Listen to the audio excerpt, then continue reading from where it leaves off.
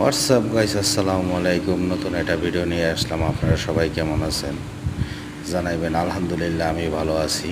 বর্তমানে বাংলাদেশে যে পরিস্থিতি, এই পরিস্থিতি নিয়ে কিছু কথা বলতে চাই। বাংলাদেশের পরিস্থিতি বর্তমানে বহুত খারাপ।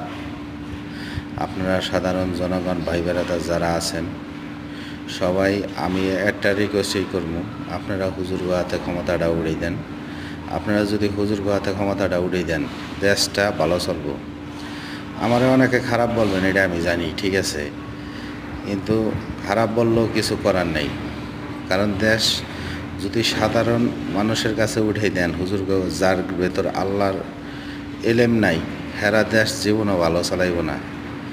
তাই আপনার কাছে আমার একটাই রিকোয়েস্ট, আপনারা হুজুর গাতে দেশটা উড়েই দেন, দেশটা খুব ভালো চলবে, কোনো নাগরিক না খাইয়া মরব না, এটা আমার বিশ্বাস। হ্যাঁ, পর হুজুররা যদি খারাপ হয় সবেই এটার প্রতিবাদ করে এটা কিছু করতে পারবেন।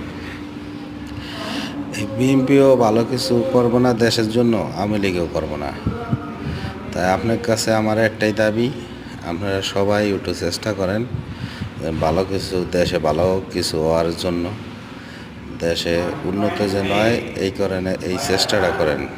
এই চেষ্টা করলে দেশটা ভালো হবে। সবাই আপনারা চেষ্টা